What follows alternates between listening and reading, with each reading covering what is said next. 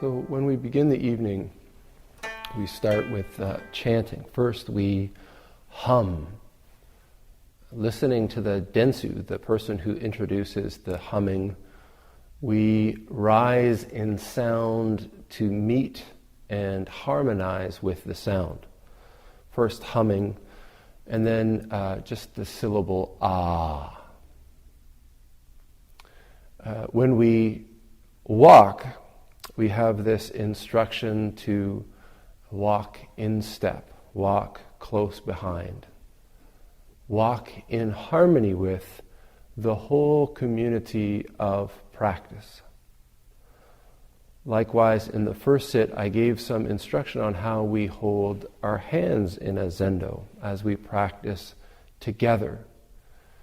The function of unified practice is to manifest and experience harmony. I talk over and over about the experience of one true nature, the dissolution of the knowledge, the separation of self, and the experience of unification with all things in this vast cosmos. This is an experience. It's not something that we can touch just by hearing about it or just by understanding it. The specifics about how we chant or how we walk or how we sit are secondary to this experience of harmony. Why? Why do we press this? Why do we demonstrate this in our Zen practice? The most significant activity that we are training, are practicing to harmonize with, is this fundamental activity of this cosmos.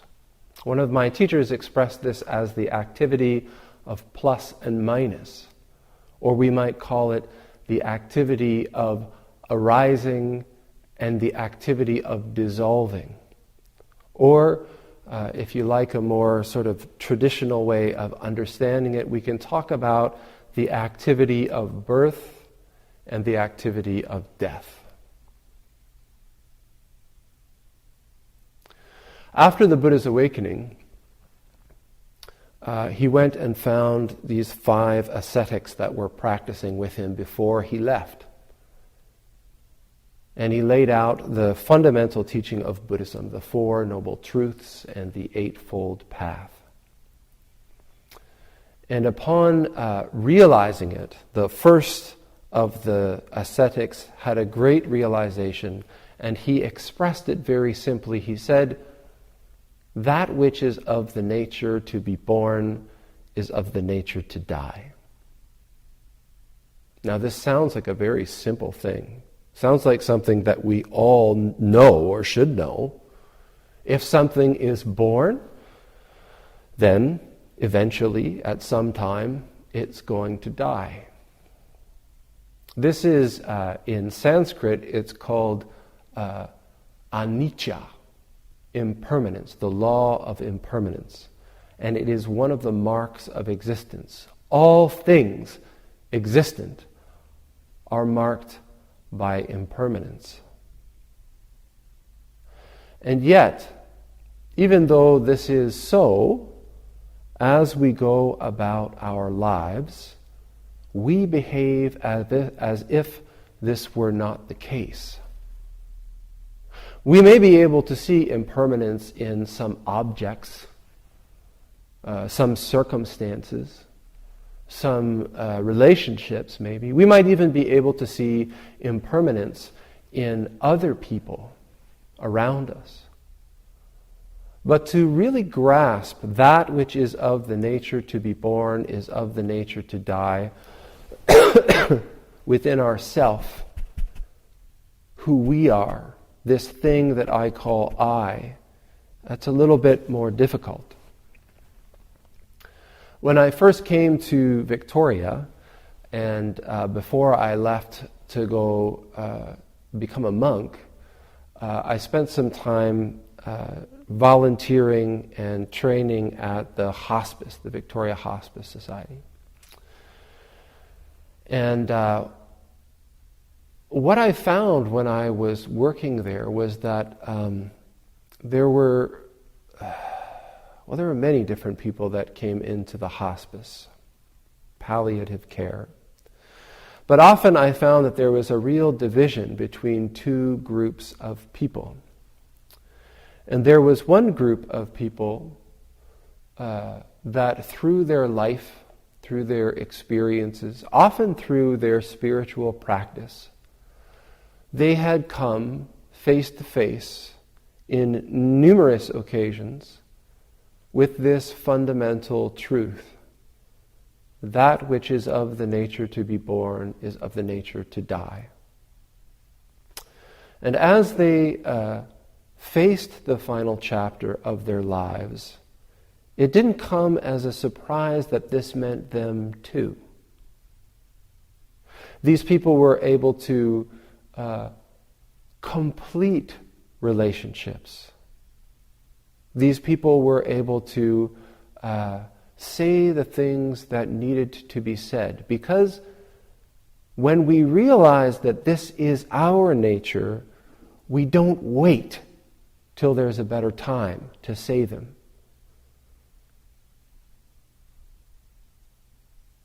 The other group of people that came into the hospice, and this was by far the more numerous group, were individuals who had, in one way or the other, basically said, but not me.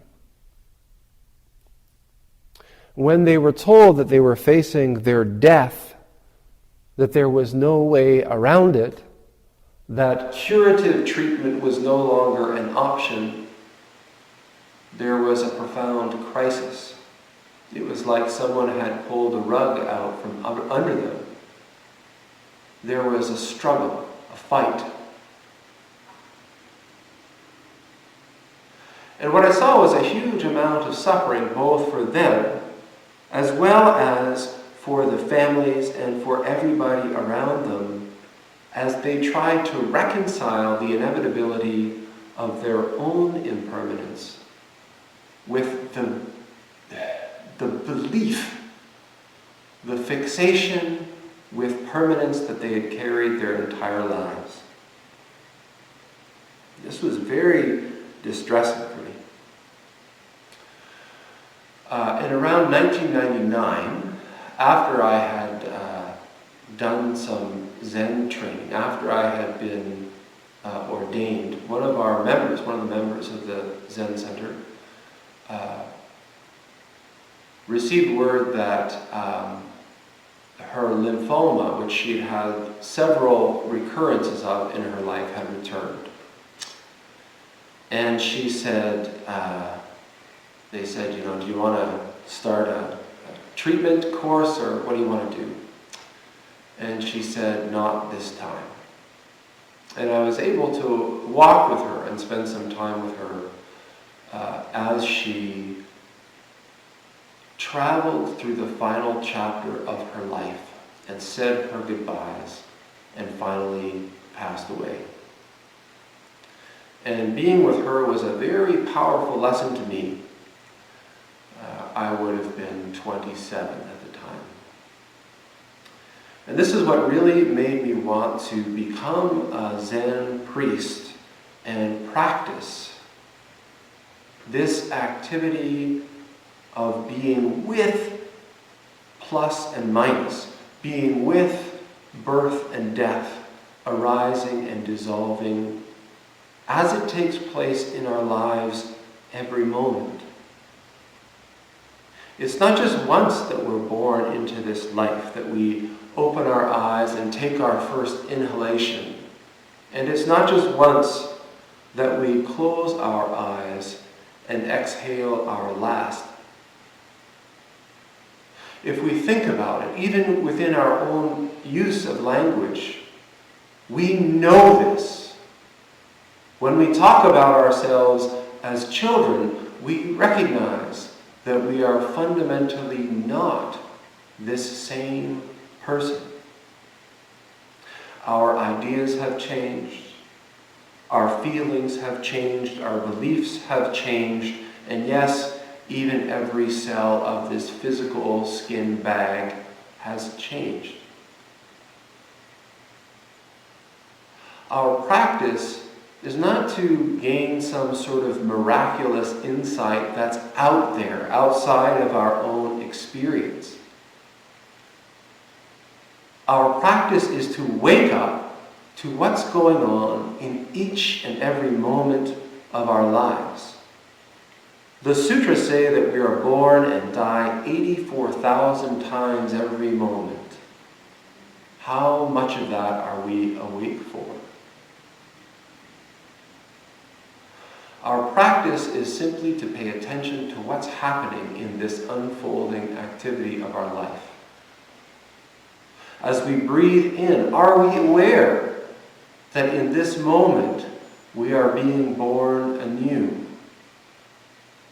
As we exhale, are we aware that we are dying?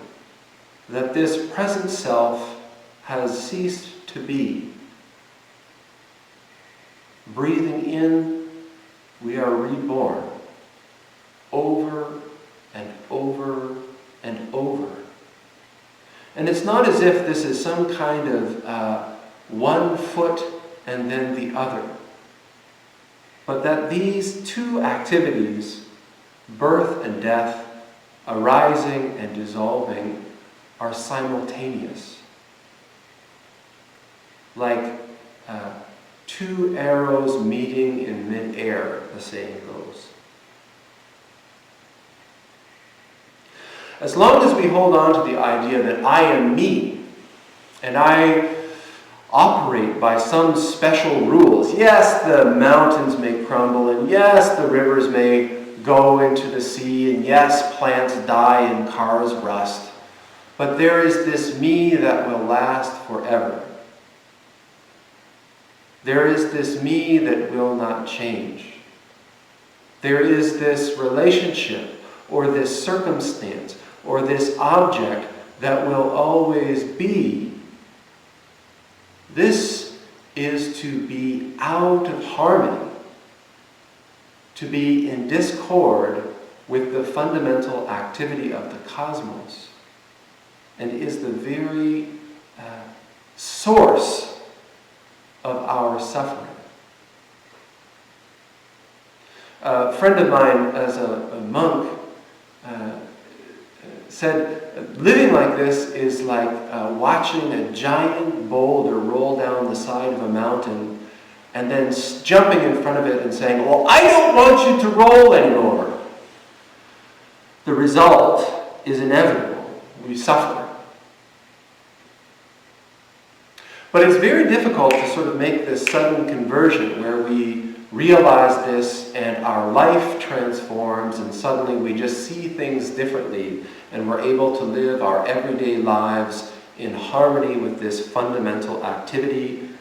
That which is of the nature to be born is of the nature to die.